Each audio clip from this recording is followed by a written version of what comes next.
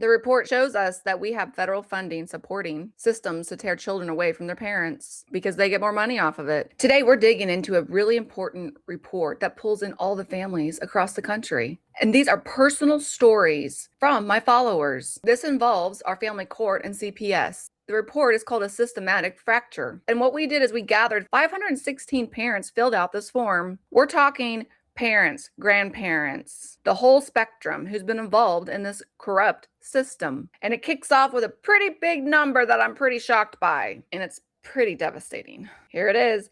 52% of the families that filled out this form have lost complete custody of their children. No overnight visits, no phone calls, nothing. No weekends. They can't even put their kids to bed anymore. Just let that sink in.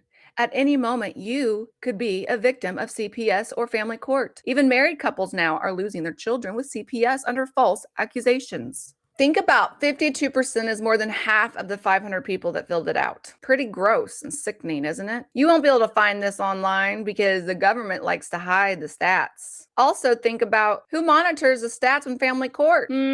Where's that data? How on earth did a system that's supposed to protect family turn into a system that separates and breaks families apart? It's called money. So this report will pull back a curtain and expose all the corruption in our country and world. So to really make sense of all this, my data took it into two sections. You have family court and you have CPS, DCF. I like to call them the two buckets that hold our kids. Here's where it gets really interesting. You might think CPS is out to protect our children, but it's not. They actually ignore the children that are getting abused and go after the protective, good parents and their children because guess what? Makes more money for them. If you look at this report, over 60% of people were dealing with family court. And you don't realize as well, sometimes when you're pulled into one, you're also pulled into the other. So you're in two courts, CPS court and family court. And that's where I'm stuck in. And I've experienced that as well. So this report actually really shows the failures in the systems. There's emergency hearings that parents just lost their kids with no due process.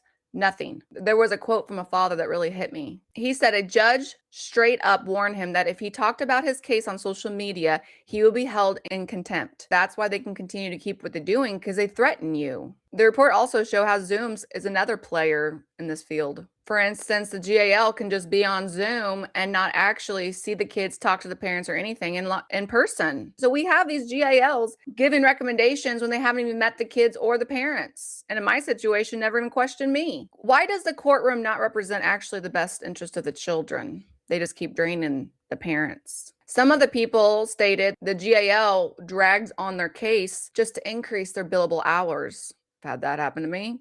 And even worse, sometimes they suppress what the child actually was saying. I've seen that as well. I have seen a judge hear from a child and then he reported the opposite. There's no accountability. They can all lie. There's no cameras. There should always be a camera on the person that's interviewing the child. This is also funded by the federal government. The federal government gives money to CPS, gives them incentives to take children away and to put them in foster care.